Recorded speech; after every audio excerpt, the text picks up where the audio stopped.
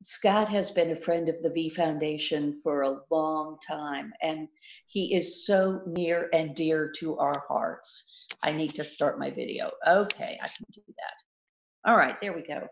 Scott is so near and dear to our hearts. We just adore the work that we are able to do with him and with the Scott Hamilton Cares Foundation. And many of you have read Scott's book, have watched him compete in the Olympics, have seen him as a speaker.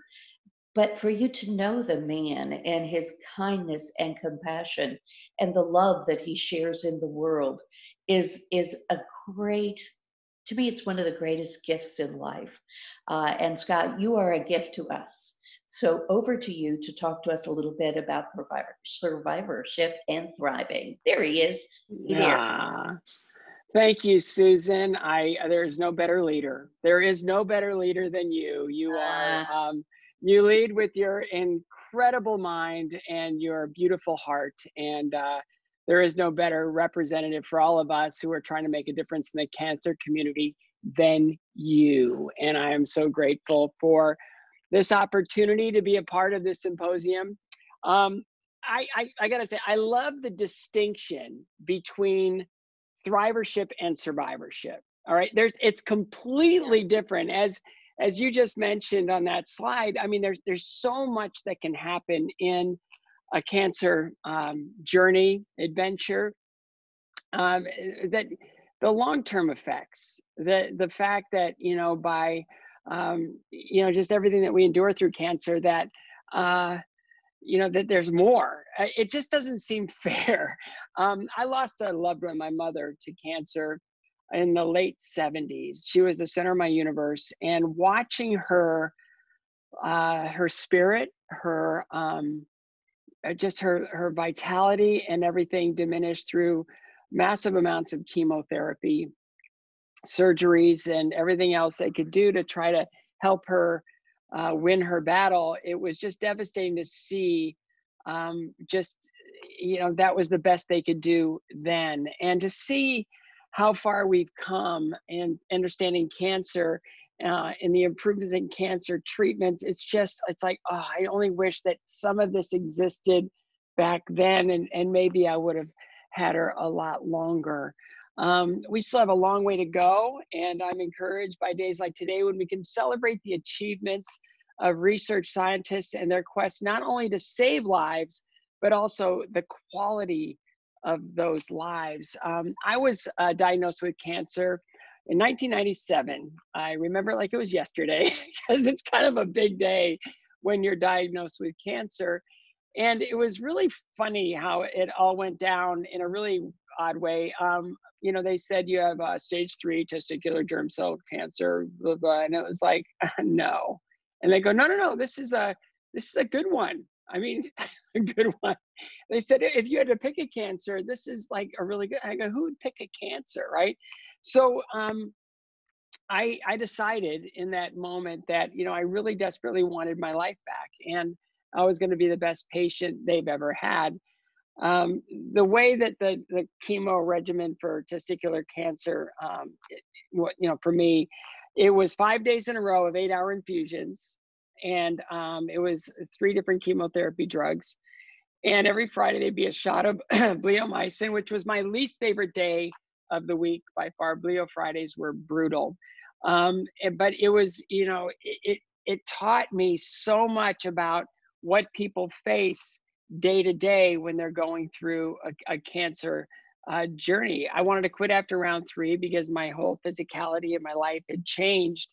I asked them at the beginning, how sick am I going to be? And they said, moderate to severe. And I go, what does that mean? They said, moderate to severe. And I said, okay, well, we got a long way to go in helping people endure their cancers. And I also asked if I would be different after I was finished. And I was told that I was going to get a drug that might inhibit my lung function, but they'll keep an eye on everything to make sure that they minimize the damage. And it's like, I'm an athlete. I can't have diminished lung capacity. It's like, that's not fair. But they kept an eye on it, and I was able to kind of get back to a high level of function because I dove right back into all my physicality, after my chemotherapy and surgeries and everything else. When I was given the "you're cancer free," you know, that the chemo worked and that everything should be good in that regard from this day forward, you know, I kind of thought, that's great. And I go, I mean, but what are the long-term effects? And they go, "No, you should be really kind of good for the next 20 years. After that, you know, there could be some things. Fertility is always going to be an issue. Cardiovascular issues need to be considered immediately." But they said, you know, in 20 years, increased chances of heart attack and stroke. And I'm 23 years survivor, thriver. And I can tell you that I am working really hard to be healthy, hydrated, and I make the best choices that I can make in the way that I handle my physicality. Um, you know, it doesn't seem fair. I do believe that the cancer community is better than that. And I think they're proving to be better than that. And today we're hearing about the future of cancer treatment options and exactly what Robin Roberts has done by participating in this way, not only through her very public battle with cancer that gave great hope to millions and millions of people, but she also fought hard to get her life back completely and fully. She celebrates thrivership. It's more than surviving cancer. It's living your life authentically. It's not being diminished in any way by your cancer, but it's really attacking life in every way you possibly can, like I try to do, to be even better than you were before and sort of richer by the experience. I had the honor of being the absolute first ever thriver at Robin's big New York fundraiser, and it was unbelievable. It was a great event, and it was such a thrill to be her first Thrivership Award winner. And they raised a lot of money for the V Foundation while we were celebrating life. I 100% believe that the future is getting brighter for people facing cancer. I do. The research being funded by the V Foundation and Robin Roberts is changing the way we look at cancer and inspires hope that we won't have to trade our quality of life to survive this insidious disease. And that's why my foundation, the Scott Hamilton Cares Foundation, partners with the V Foundation to advance immunotherapy research. We believe that it's possible to treat the cancer without harming the patient. You know, for the first 15 years, it was about looking after the patient experience with cares emotionally and intellectually while still doing, you know, research. But now in our 6 years as an independent foundation, we are 100% into just research and partnering with the V Foundation to come up with better ways of teaching our bodies, our own body's immune systems, how to recognize and destroy the cancer. This is an exciting day we live in, and it's just going to keep getting more exciting because the more we learn, the more we know, and the more questions are answered, the more questions we know to ask. And that's an exciting time. And it is my pleasure now to kind of now step aside and allow our researchers to fill you in on the miraculous work they are doing.